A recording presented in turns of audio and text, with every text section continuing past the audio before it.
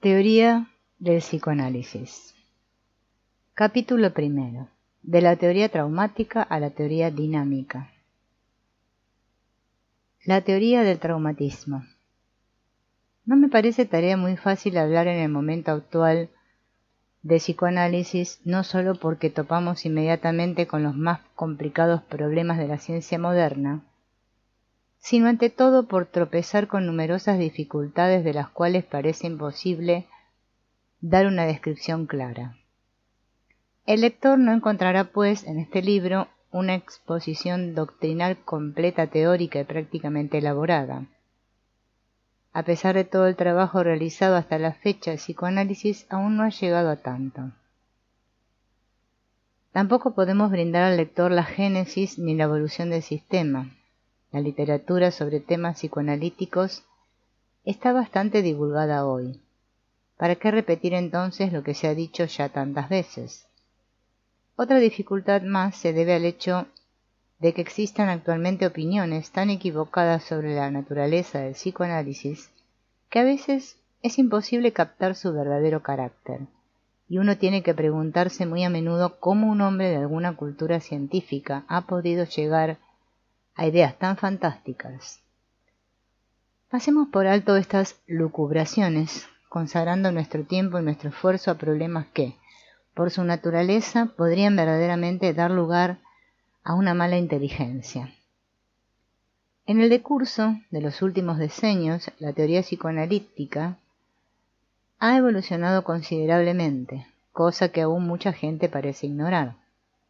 Muchas personas, por ejemplo, que han leído la obra inicial, Estudios sobre el histerismo, de Breuer y Freud, persisten en la opinión de que según la teoría psicoanalítica el histerismo y en general todas las neurosis, son oriundos de traumatismos de la primera infancia. Siguen pues combatiendo esta teoría del trauma sin sospechar que ha quedado abandonada por el propio Freud ya hace más de 15 años, quedando reemplazada por otras concepciones. La aludida transformación del psicoanálisis tiene tanta importancia para todo el desenvolvimiento técnico y teórico del psicoanálisis que vale verdaderamente la pena de someterla a un detenido examen. Según el citado libro de Breuer y Freud, el síntoma histérico no provendría de una fuente orgánica desconocida, tal como se creyó antaño, sino que deberíase a determinados fenómenos anímicos de gran valor efectivo, lesiones anímicas o traumatismos. Todo observador concienzudo puede confirmar hoy día, por sus propias experiencias, que en efecto encontramos muy a menudo en los comienzos del histerismo síntomas sobremanera molestos y dolorosos.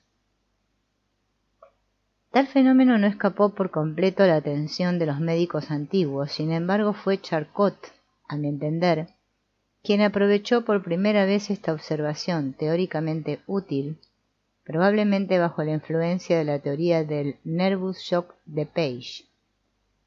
Charcot comprobó asimismo, gracias al hipnotismo que estuvo en aquel momento en auge, que los síntomas histéricos podían provocarse y suprimirse mediante la sugestión. Creía estar en presencia de algo análogo a los casos de histerismo del accidente, que en aquel entonces se hacían cada vez más frecuentes. Para Charcot, el shock de traumatismo sería el factor del hipnotismo. La emoción producida por él provocaría una parálisis total momentánea de la voluntad, mientras podría producirse la representación del trauma como una especie de autosugestión. Esta concepción ofreció la base a toda una teoría psicogenética. Estudios etiológicos debían demostrar más tarde la existencia de este mecanismo o de otro mecanismo semejante en los casos de histerismo no traumático.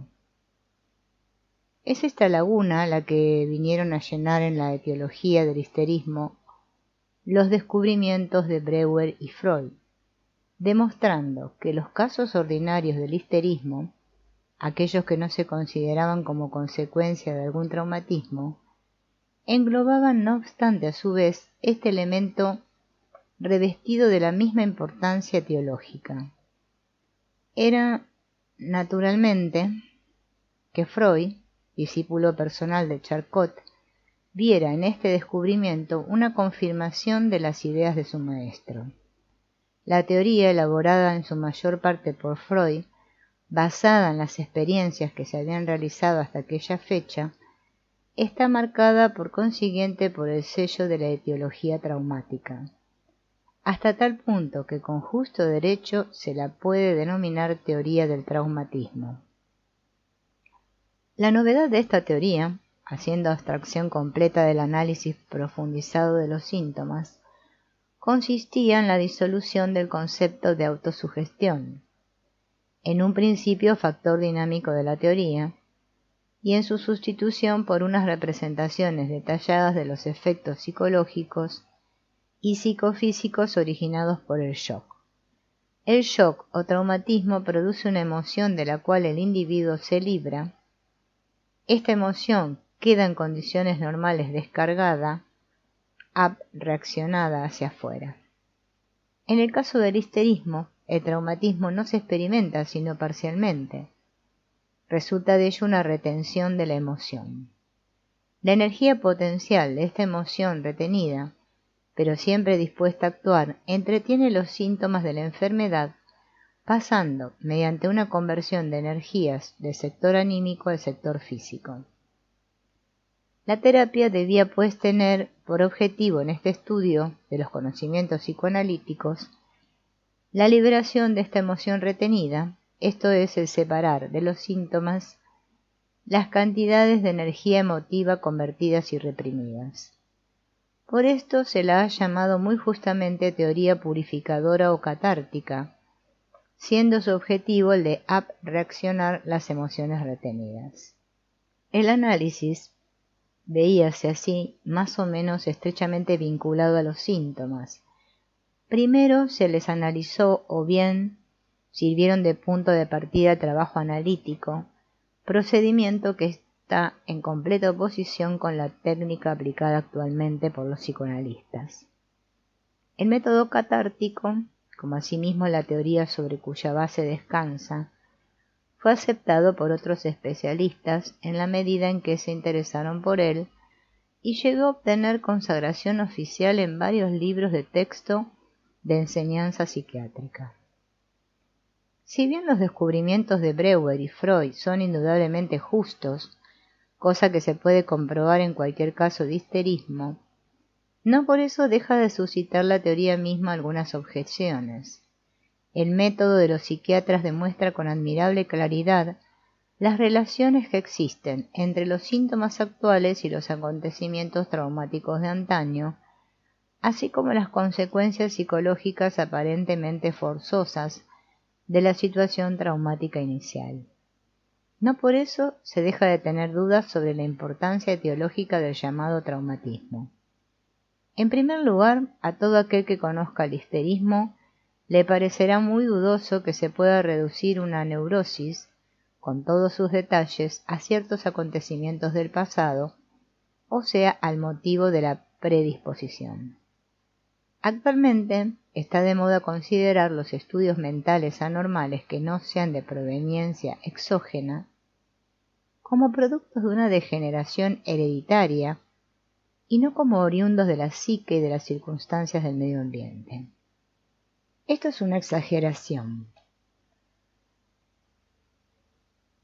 Sabemos fijar muy bien, por ejemplo, la línea mediana de la etiología de la tuberculosis. Existen sin duda casos de tuberculosis en los cuales el germen de la enfermedad se multiplica desde la primera infancia en un terreno tan predispuesto por la herencia que las condiciones más favorables son incapaces de salvar al enfermo de su sino. Sin embargo, existen igualmente casos de infección mortal con una ausencia total de toda afección hereditaria y de predisposición. Tales constataciones tienen su valor en el sector de la neurosis cuando las cosas no pueden pasar de ningún modo de otra manera que en otros sectores de la patología. Una teoría constitucional extrema sería tan falsa como una teoría unilateral del medio ambiente. Aunque la teoría del traumatismo tenga un carácter muy marcado de teoría constitucional, que busca en el pasado la conditio sine qua non de la neurosis, no por eso el empirismo genial de Freud ha dejado de encontrar, en sus estudios propios como los que fueron realizados por Breuer, hechos más en consonancia con una teoría ambiental. Pero estos hechos no han sido utilizados suficientemente desde el punto de vista teórico. Estas observaciones fueron luego condensadas por Freud en una sola idea que debía conducirle más tarde mucho más allá de la teoría del traumatismo, el concepto de la represión. La teoría de la represión. Por represión se entiende un mecanismo de transferencia de una noción consciente a la esfera inconsciente, o esfera de la psique ignorada por la conciencia. El concepto de la represión se basa en la observación hecha tan a menudo de que los neurópatas son capaces de olvidar hasta tal punto los pensamientos o los acontecimientos importantes que parecerá como si nunca hubiesen existido. Este fenómeno es harto frecuente y es sin duda conocidísimo por todos los médicos que ya se hayan preocupado de penetrar en la psicología de sus enfermos. Ya los trabajos realizados por Breuer y Freud demostraron la necesidad de usar unos procedimientos especiales para devolver a la conciencia las vivencias traumáticas olvidadas. Quedamos sin duda algo sorprendidos, ya que todo el mundo está poco dispuesto a admitir que cosas importantes puedan olvidarse. Frecuentemente han surgido críticos que pretendían que los recuerdos hipnóticos no eran sino el resultado de la sugestión, sin que respondieran a realidad alguna. Aunque tal duda esté hasta cierto punto fundada, sería injusto aprovecharla para negar la represión en principio, puesto que en muy numerosos casos ha podido ser comprobada la autenticidad de los recuerdos reprimidos y devueltos luego a la superficie de la conciencia. Para contribuir por nuestra parte a las abundantes pruebas que existen en este caso, podemos demostrar experimentalmente la existencia de tales fenómenos mediante la expresión de las asociaciones de ideas. Comprobamos que las asociaciones de ideas que pertenecen a unos complejos fuertemente afectivos reaparecen mucho más difícilmente en la superficie de la conciencia y quedan muy a menudo olvidadas.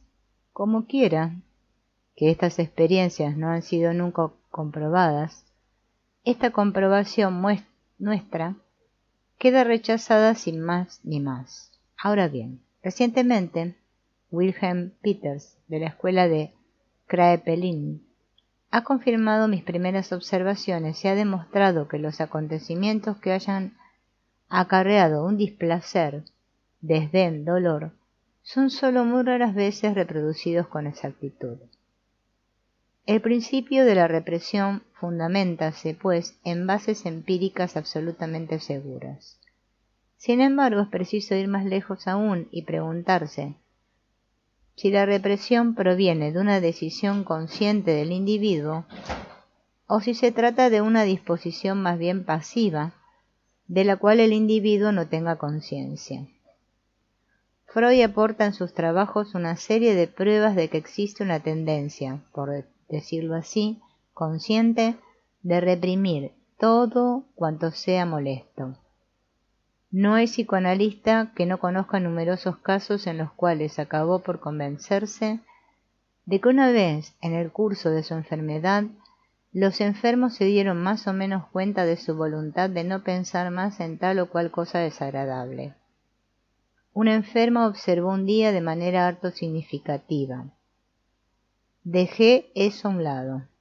Por otra parte, forzoso nos es reconocer que muy a menudo las investigaciones más refinadas son insuficientes para probar ningún apartamiento y que el proceso de la represión aparece mucho más como una desaparición pasiva o una atenuación de impresiones. Los enfermos que pertenecen a la primera categoría dan la impresión de ser personas mentalmente bien desarrolladas, pero cargadas de cierta cobardía frente a sus propios sentimientos. En cambio, aquellos que pertenecen al segundo grupo parecen haber sido perjudicados en su desenvolvimiento, y en ellos el proceso de la represión puede compararse a un mecanismo automático. Esta diferencia está en muy estrecha relación con la cuestión de la teoría ambiental o de la constitucional. Los casos de la primera categoría parecen haber sido influidos, ante todo, por los que les rodearon y por la educación, mientras que en el segundo caso la Constitución parece desempeñar un papel predominante. No es necesario observar qué categoría de enfermos tiene más probabilidades de curación. El concepto de represión contiene, pues, un elemento que contradice la teoría del trauma. En el análisis de Miss Lucy R., descrito por Freud, se evidencia la inutilidad de buscar el factor etiológico importante en la escena traumática. Lo encontramos, sin embargo, en la insuficiente preparación del individuo para hacer frente a la existencia. Si tenemos en cuenta que más tarde, en sus escritos de contribución a la teoría de la neurosis, el mismo Freud, fortalecido por su experiencia, se ve obligado a considerar como fuente de la neurosis determinados acontecimientos importantes acaecidos en la primera infancia, tendremos la impresión de una mala inteligencia ante la idea de la represión y la de traumatismo. La primera contiene los gérmenes de una teoría ambiental, mientras que la segunda es una teoría constitucional. Teoría de la neurosis. En un principio, la teoría de la neurosis se desenvolvió enteramente en el sentido de la concepción traumática. Si seguimos el camino de Freud en sus trabajos posteriores, le vemos llegar a la conclusión de que no se puede atribuir sino una actividad aparente a los acontecimientos traumáticos más tardíos, puesto que su eficacia no se concibe sino en virtud de una predisposición especial. Es evidente que fue en este momento preciso cuando encontró la solución al enigma. El trabajo analítico llegó al médico en la infancia, cuando se descubrieron las raíces de los síntomas histéricos. Para esto se ha remontado la cadena de los síntomas histéricos eslabón por eslabón hasta llegar a reminiscencias infantiles. El comienzo de la cadena amenazó con perderse por completo en la niebla de la misma infancia. Ahora bien, una vez que se llegó tan lejos, viéronse surgir inmediatamente unos recuerdos de escenas sexuales, activas o pasivas, en determinada relación con aquellos acontecimientos posteriores que por fin desembocaron en la neurosis. De todas estas observaciones surgió la teoría del traumatismo sexual de la infancia. Dicha teoría tropezó con una resistencia tenaz, no a raíz de unas razones de orden teórico que podrían contradecir el principio mismo del traumatismo, sino por causa del elemento sexual. La gente se indignó al pensar que los niños podían tener sexualidad y que podían estar preocupados por temas sexuales. Además, la reducción del histerismo a una causa netamente sexual no encontró aceptación favorable, puesto que precisamente se acababa de abandonar la idea de que esta enfermedad pudiera provenir de un reflejo interno o de una sexualidad insatisfecha. Es natural que se negara la realidad de las observaciones de Freud. Sin embargo, si los contradictores se hubieran contentado con ello, si la oposición no se hubiera fomentado artificialmente, sobre pretexto de la indignación moral, hubiera sido posible una discusión sin enfado y desapasionada. Pero desde el momento en que se rozó el sector sexual, la teoría tropezó con una resistencia general y toda la escuela freudiana no inspiró en Alemania sino desconfianza. Para el hombre de ciencia verdaderamente serio se trata tan solo de saber si las observaciones de Freud son aceptables y justas o no. Es posible que a veces las encontremos poco probables, no obstante, no debemos considerarlas a priori como falsas. Todas las veces que la comprobación de sus resultados se ha intentado seriamente, las relaciones psicológicas han quedado absolutamente confirmadas. No así la primera suposición de Freud, de que se trataba siempre de escenas verdaderamente traumáticas. Además, el mismo Freud tuvo que abandonar a consecuencia de numerosas experiencias la hipótesis de la irrealidad absoluta de traumatismo sexual, comprobando que estas escenas de carácter sexual eran en parte irreales. Esto parece dar razón a primera vista a aquellos críticos que pretendían que los resultados de las investigaciones analíticas debíanse a la sugestión.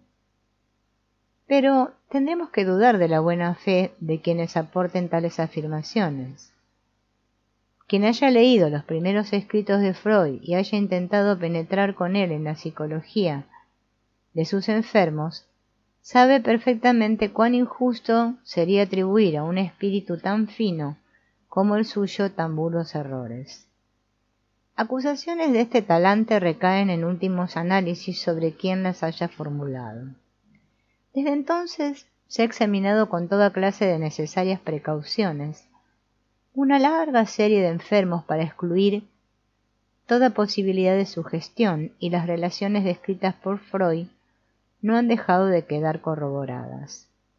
Nos vemos pues obligados a admitir que gran número de tales traumatismos de la primera infancia son de carácter meramente imaginario, que no son sino meras fantasías, mientras que a otros traumatismos les corresponde la realidad objetiva. Esta comprobación, en el primer momento un tanto desconcertante, quita todo valor etiológico al traumatismo sexual de la edad juvenil. Poco importa si ha existido o no. La experiencia demuestra que las fantasías pueden tener una acción casi tan traumática como los mismos traumatismos sexuales.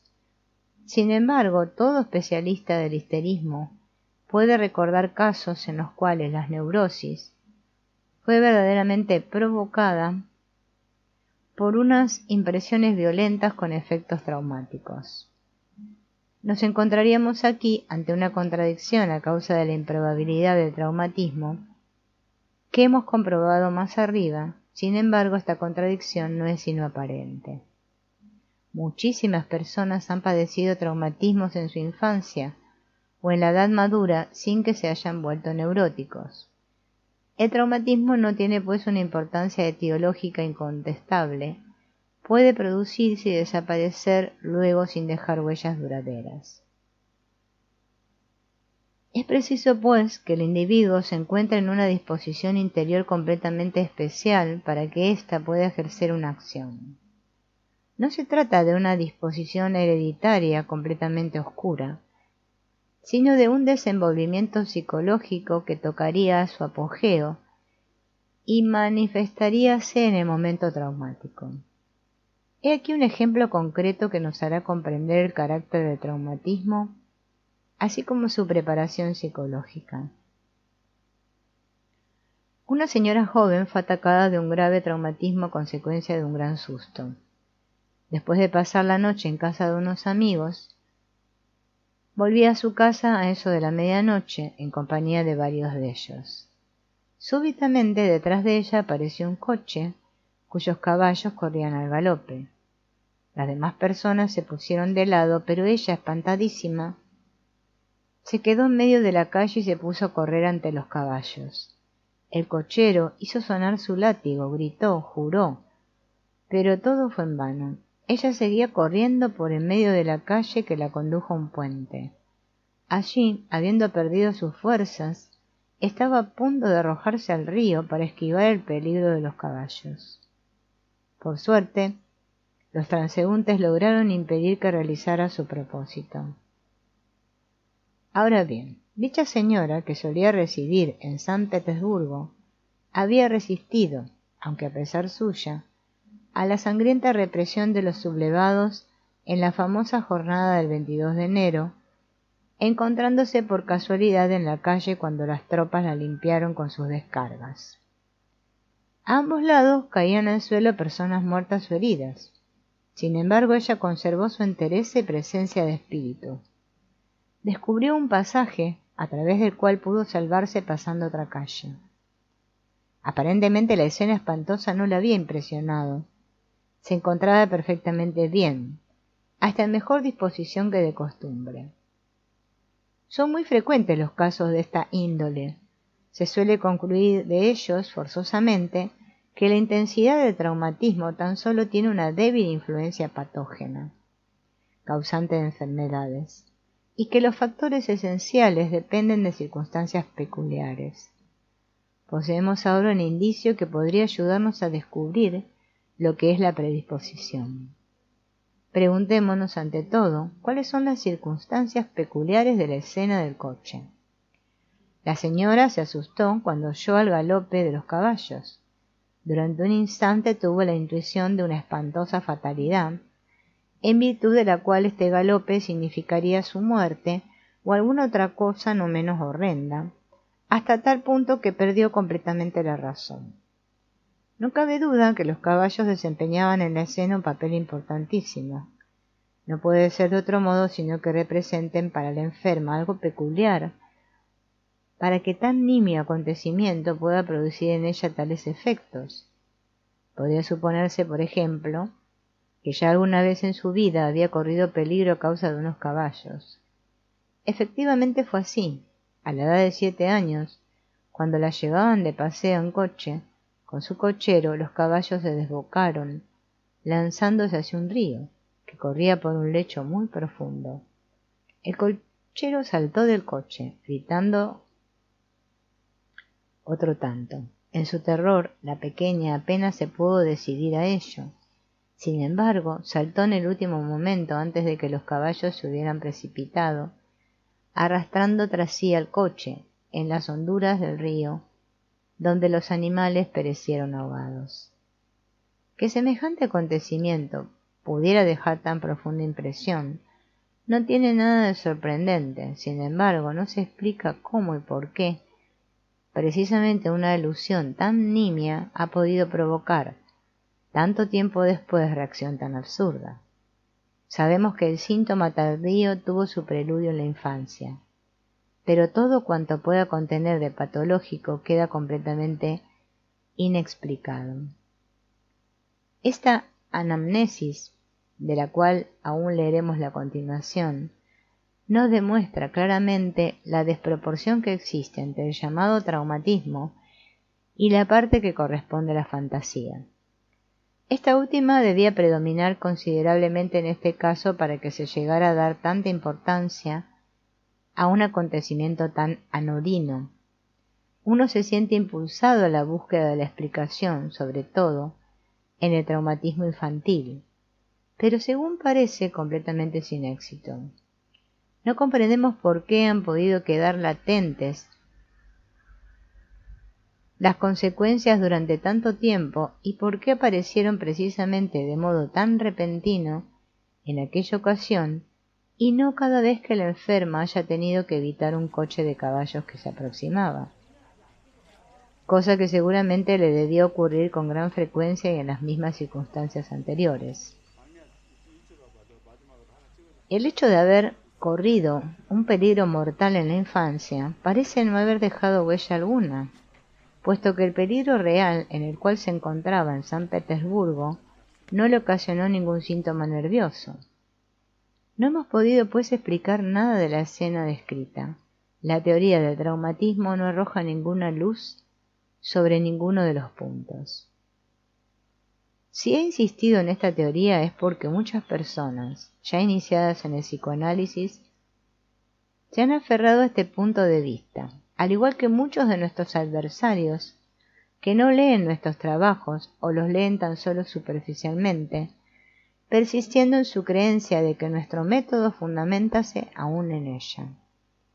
Busquemos ahora aclarar en qué consiste tal predisposición, gracias a la cual una impresión insignificante puede producir efectos patológicos. Es este un problema de orden capital que, según lo veremos aún, desempeña un papel importante en el estudio de la neurosis. Se trata de saber cómo los acontecimientos del pasado, relativamente desprovistos de importancia, pueden tener la fuerza demoníaca y caprichosa suficiente para perturbar las reacciones de nuestra vida actual. El elemento sexual en el traumatismo. En su primera fase, la escuela psicoanalítica y todos los partidarios que se atrajo luego, esforzáronse en descubrir el carácter especial de la vivencia, la causa de sus efectos tardíos. Fue Freud quien profundizó más el estudio de la cuestión, siendo el primero y el único que se diera cuenta de que al acontecimiento traumático se mezclaba un elemento sexual, y que el mismo traumatismo debíase en gran parte precisamente a este elemento, que debe ser considerado por regla general como inconsciente. El carácter inconsciente de la sexualidad durante la infancia parecería explicarnos bajo determinados aspectos el problema de la tenacidad de la constelación mediante la protovivencia o vivencia primordial inicial. Como quiera que el verdadero significado emotivo de la vivencia quede oculto al individuo, conscientemente no se produce ninguna debilitación de esa emoción. Esta persistencia de la constelación podría explicarse de la misma manera que la sugestión a échéance, sugestión a plazo, que es a su vez inconsciente y que no demuestra sus efectos sino en un momento determinado.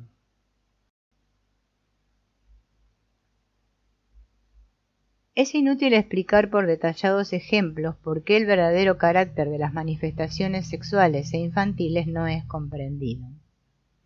El médico sabe que hasta una edad avanzada muchas mujeres no se dan cuenta de que practican en realidad una verdadera masturbación. Podemos sacar de ello la conclusión de que un niño está mucho menos consciente del significado de determinados actos, lo que explica por qué el significado verdadero de ciertas vivencias queda ignorado siempre. Dase el caso de que queden olvidados ora porque su significado sexual queda completamente ignorado, ora porque sería demasiado penoso aceptar su carácter sexual. En estos casos todo el acontecimiento queda reprimido.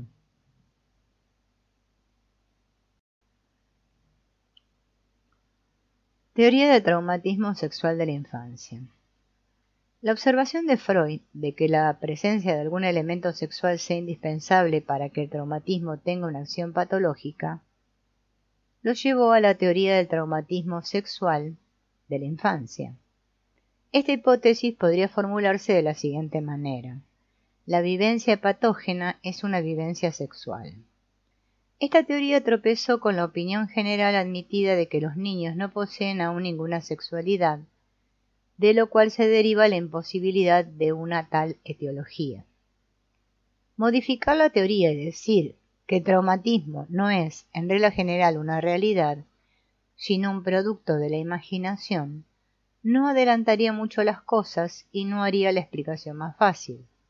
Al contrario, esta modificación nos obligaría a considerar en el acontecimiento patógeno una manifestación sexual positiva de la imaginación infantil. No se trataría ya entonces de una impresión brutal y casual, impuesta desde fuera, sino de una manifestación creada por el propio niño, manifestación que a menudo posee una innegable claridad. Hasta las escenas traumáticas producidas en la realidad con un positivo carácter sexual no se han producido siempre con independencia del propio niño, muy a menudo parecen haber sido preparadas y provocadas por él. Estas pruebas, tal como otras experiencias, hacen aparecer como muy probable que los traumatismos reales puedan a su vez estar provocados y atraídos por la actitud psicológica del propio niño. La medicina legal conoce en completa independencia de nosotros unos paralelismos sorprendentes con esta observación psicoanalítica. La sexualidad infantil. podría parecer que la fuente de la neurosis encontrarse en la prematura manifestación de la fantasía infantil que tuviera consecuencias traumáticas. Tendríamos que reconocerle al niño, en tal caso, una sexualidad mucho más formada de lo que se ha admitido hasta ahora. Se conocía en verdad desde mucho tiempo casos de sexualidad precoz, por ejemplo, en una niña de 2 años que tenía ya sus reglas, o en 2 niños de 8 y 5 años que tenían eyaculaciones perfectas. Pero todos estos casos constituían una excepción. Sorprendió pues extraordinariamente cuando Freud, basándose en estudios extremadamente minuciosos, púsose a asignar al niño una sexualidad, y una sexualidad no solamente regular, sino hasta perversa y polímorfa. Todo el mundo pareció muy rápidamente dispuesto a pretender que todo aquello no era sino sugestión en los enfermos por el psicoanalítico, y que por consiguiente la sexualidad infantil no era sino un producto artificial harto discutible. Los 3 estudios sobre la teoría sexual. Los 3 estudios de Freud despertaron por eso no solo violenta oposición, sino hasta verdadero escándalo. Será sin duda superfluo llamar la atención sobre el hecho de que no se hace ciencia escandalizándose, y de que si bien convienen al moralista argumentos de escándalo moral, ya que esto pertenece a su ocio, no es este el caso del hombre de ciencia cuya línea directriz debe ser la verdad y no el sentimiento moral. Si los hechos corresponden de veras a lo que Freud pretende, entonces es completamente ridículo escandalizarse. Si en cambio no son tal como él cree, entonces no nos sirve tampoco de nada el escandalizarnos. La decisión sobre la verdad se encuentra única y exclusivamente en el campo de la observación y del trabajo investigador. A consecuencia de este escándalo moral completamente inmotivado, la oposición dirigida contra el psicoanálisis nos presenta un cuadro algo cómico de un retraso que merece compasión. A pesar de que de la escuela psicoanalítica no puede aprender nada de la crítica que le hace su oposición, por no aportar dicha crítica ninguna advertencia útil a la investigación psicoanalítica, nuestra escuela tiene, no obstante, el deber de entrar en discusión fundamental con las contradicciones existentes en la manera de ver acostumbrada y tradicional. Nuestro objetivo no estriba en estructurar una teoría paradójica y que esté en contradicción con toda opinión hasta ahora existente, sino en proporcionar a la ciencia una determinada categoría de observaciones nuevas. Consideramos, pues, como uno de nuestros deberes, hacer todo lo que nos sea dable para llegar a un acuerdo. Tenemos que renunciar desde luego a intentar lograrlo con todas aquellas personas que sostienen ciegamente todo lo contrario. Esto no sería sino trabajo perdido. Podemos esperar, sin embargo, estar en condiciones de llegar a hacer las paces con la ciencia oficial. Es a este afán al que obedece mi intento de exponer aquí el desenvolvimiento ideológico ulterior de las teorías psicoanalíticas hasta que se haya llegado a la teoría sexual de las neurosis. Tal como hemos dicho antes, la observación de precoces fantasías sexuales obligó a Freud a suponer la existencia de una sexualidad muy ricamente desarrollada. Sabido es que la realidad de esta observación fue categóricamente hostilizada por muchos. Esto es que muchos creen que aquí se trata tan solo de un burdo error y de una tosca ceguera de Freud, y con él de toda su escuela tanto en Europa como en América, que le llevó a descubrir cosas que en realidad no existen. Generalmente se nos imagina como personas víctimas de una epidemia mental. Tengo que confesar que no poseo medios para defenderme contra esa clase de críticas. Es preciso observar además que la llamada ciencia no tiene ningún derecho a afirmar de antemano que determinados hechos no existen. Solo se puede decir a lo sumo que nos parecen harto inverosímiles y requieren aún más comprobaciones o un estudio más profundizado. Tampoco somos susceptibles a la objeción de que con el método psicoanalítico no se puede descubrir nada digno de confianza, puesto que el mismo método es absurdo también. Se ha negado toda confianza al telescopio de Galileo, y Colón descubrió América con una hipótesis equivocada.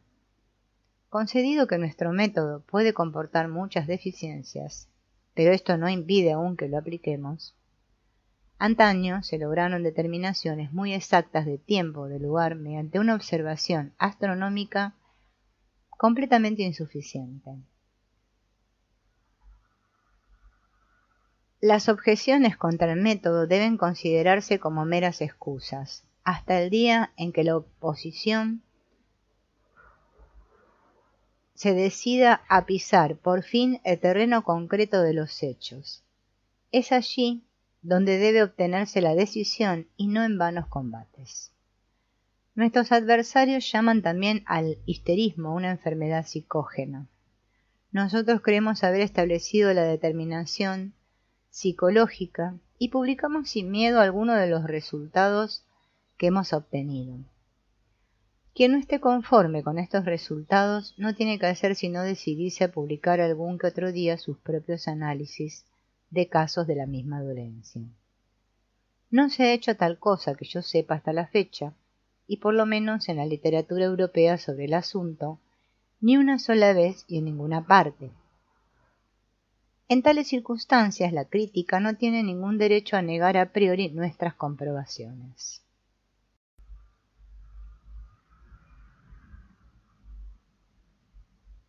Nuestros adversarios no tienen menos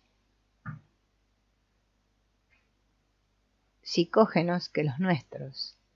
¿Qué impide, pues, la demostración en todos ellos de los factores determinantes psicógenos? El método mismo poco importa. Nuestros adversarios se contentan con combatir y deformar nuestra labor investigadora, sin que sepan hacerla mejor que nosotros. Este es un procedimiento completamente gratuito que no merece la admiración de nadie.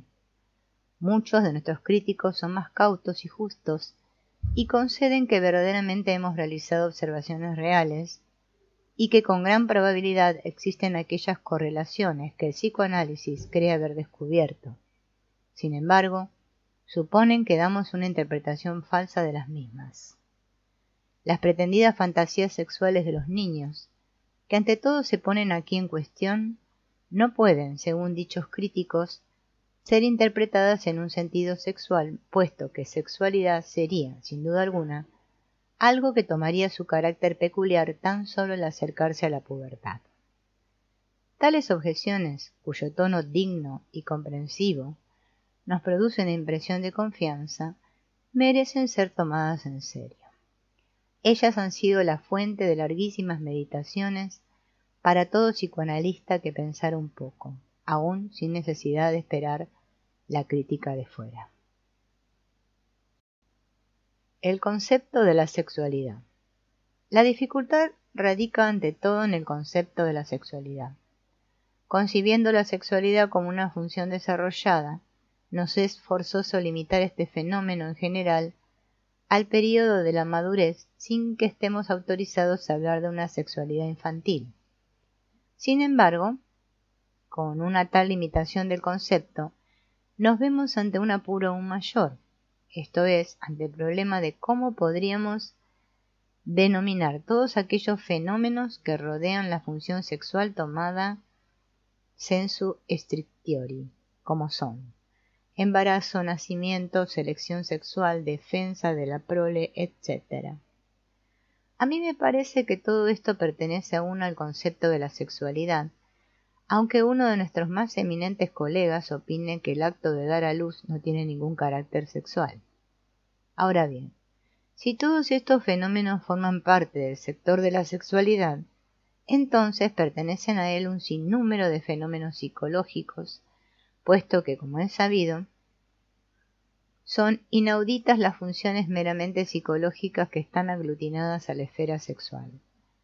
Solo recordaré en este lugar el papel preeminente de la imaginación en la preparación y en la realización de las funciones sexuales. Henos aquí, con esto, ante un concepto harto biológico de la sexualidad, que abarca, además de toda una serie de fenómenos de orden fisiológico, otra serie de funciones psicológicas.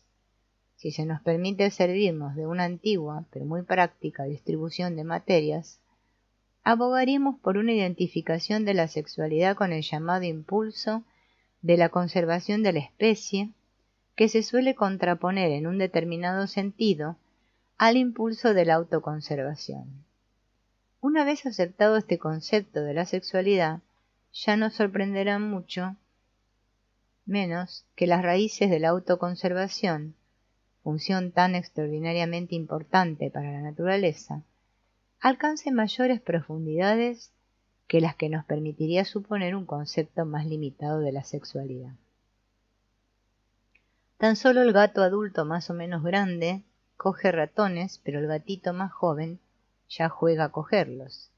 En perros jóvenes, los intentos juguetones y solo superficialmente matizados de cohabitación se inician asimismo ya mucho tiempo antes de la madurez sexual. Podemos suponer, con justo derecho, que tampoco el hombre representa una excepción a esta regla. Aun cuando nuestros hijos bien educados no encontremos fenómenos parecidos en la superficie manifiesta, la observación de los niños en pueblos menos civilizados nos enseña que tampoco los hijos del hombre constituyen una excepción a esta regla biológica. En efecto, es infinitamente más probable que el impulso tan importante de la conservación de la especie empiece a germinar y a desarrollarse gradualmente ya a partir de la más tierna infancia, en vez de parecer caer repentinamente del cielo, completamente formado durante la pubertad. ¿No se sabe acaso que también los órganos anatómicos de la procreación se preparan ya mucho tiempo antes de que se pueda notar en ellos huella alguna de su función futura? Ahora bien, si la escuela psicoanalítica habla de sexualidad, entonces es preciso enlazar con este concepto el de la conservación de la especie. No hay que pensar que se trata única y exclusivamente de aquellas sensaciones corporales y funciones que se suelen designar comúnmente por la palabra sexualidad. Podría decirse que, para evitar interpretaciones equivocadas, sería tal vez preferible no denominar sexuales los fenómenos preparatorios y solo superficialmente esbozados del periodo infantil. Sin embargo, tal exigencia nos parece inadecuada e injusta, pues que también la anatomía suele tomar su nomenclatura del sistema diferenciado y no se asignan nombres en cada caso diferentes a los grados previos más o menos rudimentarios. Aunque después de lo dicho ya no se puede achacar nada a la terminología sexual de Freud, puesto que con pleno derecho y con férrea consecuencia llama sexuales a todos los grados previos de la sexualidad,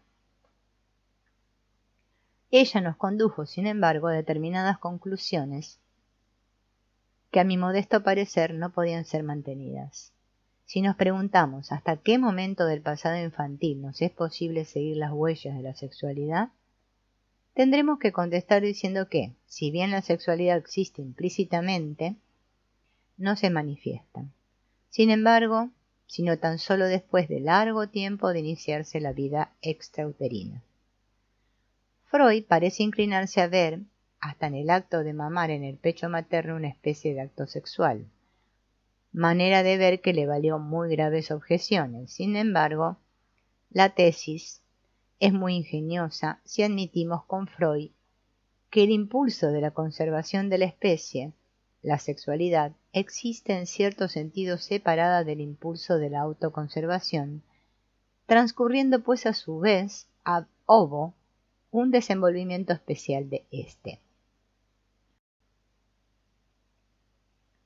Sin embargo, esta manera de ver ya no me parece admisible desde el punto de vista de la biología. No es posible separar violentamente de ambas manifestaciones o funciones del hipotético impulso vital, asignando a cada una de las partes un camino evolutivo peculiar. Si nos contentamos con juzgar exclusivamente a base de lo que vemos, nos será preciso tener en cuenta el hecho de que en toda la naturaleza animada el proceso vital no es durante largo tiempo, sino tan solo una función de nutrición y de formación. Muy claramente vemos esto en muchos animales, así por ejemplo en las mariposas, que han de pasar primero por una existencia de gusanos asexuados, dedicados única y exclusivamente a alimentarse y formarse.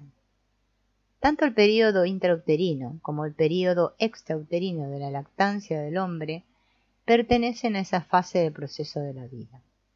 Dicha fase se caracteriza por una falta completa de funciones sexuales. Hablar de una sexualidad manifiesta del lactante no sería pues sino un contradictio in adjecto. Podríamos preguntarnos a lo sumo si se pueden encontrar entre las funciones vitales de la lactancia algunas que no posean el carácter de la función alimenticia y formadora, y que podemos designar, por tanto, per exclusionem, como funciones sexuales. Ahora bien, Freud llama la atención a este respecto sobre la visible excitación y satisfacción del niño en el acto de lactar, y compara estos fenómenos a los de un acto sexual.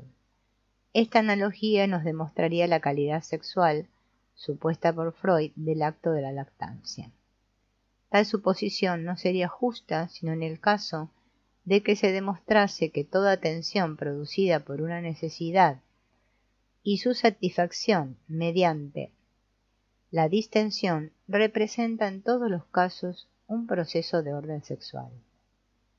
Sin embargo, el hecho de que el acto de lactar posea tal mecanismo afectivo demuestra todo lo contrario, de modo que podemos decir tan solo que tal mecanismo afectivo aparece tanto en la función alimenticia como en la función sexual. Pero si Freud quiere deducir de la analogía del mecanismo afectivo una cualidad verdaderamente sexual de la lactancia, entonces sería innegable la justificación de otra terminología que calificara el acto sexual a su vez como una función alimenticia. Sin embargo, tales excesos son completamente injustificados por ambos lados. Es completamente evidente que no se le puede aplicar al acto de la lactancia un calificativo sexual.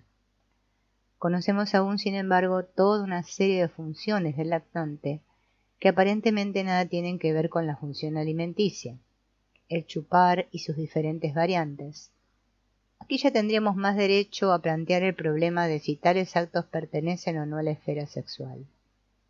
No sirven ya a fines alimenticios, sino al objetivo de procurarse placer. Esto es indudable. No obstante, es asaz problemático el que este placer obtenido por la succión pueda o no ser designado per analogiam como placer sexual. De la misma manera lo podríamos llamar placer alimenticio. Este último calificativo además sería casi más aconsejable, puesto que tanto la forma como el lugar en el que se procura placer pertenecen completamente a la función alimenticia. La mano que usa el niño para chupetearse los dedos se prepara de esta manera actos ulteriores autónomos de alimentación. En tales circunstancias nadie propenderá a calificar de sexuales las primeras manifestaciones vitales del individuo. La fórmula con la que hemos tropezado antes y que afirmaba que en el chupeteo se busca una satisfacción de placer sin función alimenticia alguna, nos deja sin embargo algunas dudas acerca del carácter exclusivamente alimenticio de la succión. Vemos en efecto que en el desarrollo ulterior del niño se presentan unos llamados malos hábitos que se enlazan íntimamente con el chupeteo, como chuparse los dedos, morderse las uñas, ponerse las manos en la nariz, en la oreja, etc. Vemos además cuán fácilmente se transforman estos hábitos más tarde en masturbación. La conclusión, per analogiam, de que tales hábitos infantiles serían pues preludios de la masturbación o de actos onaniformes, ostentando así un carácter meramente sexual, no podría ser negada categóricamente, puesto que parece completamente justificada. He visto numerosos casos en los cuales existía una reciprocidad indudable entre tales malas costumbres infantiles y la masturbación posterior, que al presentarse ya desde la última fase de la infancia, aún antes de la fase de la pubertad, no es sino una continuación directa de los malos hábitos infantiles. Deducir de la masturbación retrospectivamente el carácter sexual de los llamados malos hábitos infantiles, en cuanto sean actos para procurar placer al propio cuerpo, aparece desde el punto de vista así alcanzado como bastante probable y completamente comprensible. De eso a calificar de sexual el chupeteo infantil ya no hay mucho trecho. Freud no vaciló en salvar este trecho, paso que, un poco más arriba, es censurado. Hemos tropezado, pues, con una contradicción que sólo difícilmente puede resolverse. La solución sería relativamente fácil si pudiéramos suponer, efectivamente, la existencia de dos impulsos paralelamente existentes y sustancialmente separados. Entonces, el acto de lactar tendría, por cierto, las características de un acto alimenticio, pero no perdería tampoco su carácter de acto sexual, siendo en cierto modo una combinación de ambos impulsos. Esta parece ser efectivamente la opinión de Freud. En las manifestaciones vitales del adulto descubrimos realmente este paralelismo de ambos impulsos, o mejor dicho, de sus formas de manifestación, bajo los fenómenos de hambre e impulso sexual. En cambio, a la edad de la lactancia no conocemos aún sino la función alimenticia, a la cual está puesto el premio del placer y de la satisfacción, y cuyo carácter sexual sólo se puede afirmar gracias a una petición de principio, puesto que los hechos objetivos demuestran que no la función sexual, sino el acto alimenticio, es el primer medio que nos aporta placer. Procurarse placer no es idéntico a sexualidad. Por consiguiente, no nos engañamos al suponer que en el lactante existen paralelamente ambos impulsos, puesto que en realidad no hacernos otra cosa sino atribuir a la psique infantil una comprobación obtenida por la observación del adulto. Sin embargo, en ella no se encuentra aquella convivencia paralela y separada de ambas clases de manifestación de los impulsos, puesto que uno de los dos sistemas impulsivos no está desarrollado aún del todo, o lo está solo de un modo completamente rudimentario. No obstante, si nos colocásemos en el punto de vista de que el afán de procurarse placer tiene un carácter netamente sexual, entonces nos veríamos obligados a concebir, paradójicamente, hasta la misma hambre como una tendencia sexual, puesto que también el buscar su satisfacción tiende hacia un placer. Sin embargo, si procediésemos de tal manera, excediendo límites conceptuales, no podríamos menos que conceder también al adversario el permiso de aplicar la terminología del hambre a la sexualidad. La historia de la ciencia nos brinda repetidas veces ejemplos de tales exageraciones unilaterales. Con esto no queremos formular una censura. Bien al contrario, hemos de estar contentos de que haya individuos que tengan el valor de ser desmedidos y unilaterales. Es a ellos a quienes debemos tantas invenciones. Lo único que hay que lamentar es el hecho de que tales concepciones unilaterales sean defendidas apasionadamente. Las teorías científicas no son sino proposiciones de cómo podríamos considerar las cosas. La hipótesis más fácil del paralelismo de dos sistemas de impulsos separados es, desgraciadamente, imposible, puesto que es tan flagrante contradicción con los hechos observables y conduce, si la proseguimos consecuentemente, a conclusiones totalmente insostenibles. Ahora bien, antes de proponerme intentar la solución de esta contradicción, tengo que exponer aquí algo más acerca de la teoría sexual de Freud y de sus metamorfosis.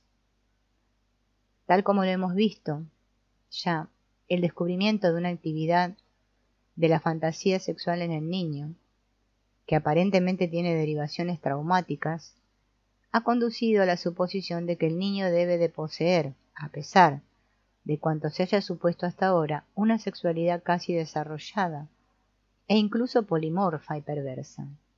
Sin embargo, su sexualidad no aparece centrada en torno a la función genital y el sexo opuesto, sino que se ocupa del propio cuerpo, por lo cual se ha llamado también al niño un autoerótico. Ahora bien, cuando un interés sexual se orienta hacia afuera, hacia otra persona humana, entonces el niño no establece ninguna diferencia, o por lo menos solo la establece en un grado mínimo entre los sexos. Puede ser así muy fácilmente homosexual. En vez de la función local, que aún no existe, aparece toda una serie de los llamados malos hábitos que se nos manifiestan desde este punto de vista como perversidades en estrecha analogía con las perversidades posteriores. Según esta manera de ver la sexualidad, que se concibió en un principio ordinariamente como algo unitario, se disolvió en una pluralidad. Y puesto que es una táctica de suposición previa que la sexualidad se produce, por decirlo así, en la esfera genital, Freud ha llegado consecuentemente a la hipótesis de unas llamadas zonas erógenas, en las cuales comprendía la boca, la piel, el ano, etc. El término zonas erógenas nos recuerda a las zonas espasmógenas. En realidad, el símil que está detrás de estos términos es el mismo. De la misma manera que la zona espasmógena es el lugar del que arranca el espasmo, también la zona erógena sería el punto determinado en el que la afluencia de la sexualidad tendría su origen. Según el modelo básico del órgano genital como origen anatómico de la sexualidad, sería preciso concebir las zonas erógenas como otros tantos órganos genitales, partiendo de los cuales confluiría la sexualidad. En este estado se hallaría la perversa sexualidad polimorfa de los niños. La expresión perverso parecía justificarse a causa de su estrecha analogía con las perversiones posteriores, que no representarían en efecto sino una edición nueva de determinados intereses protoinfantiles perversos, estando relacionados muy a menudo con una de las diferentes zonas erógenas o causantes de aquellas confusiones de sexo que son tan características de los niños.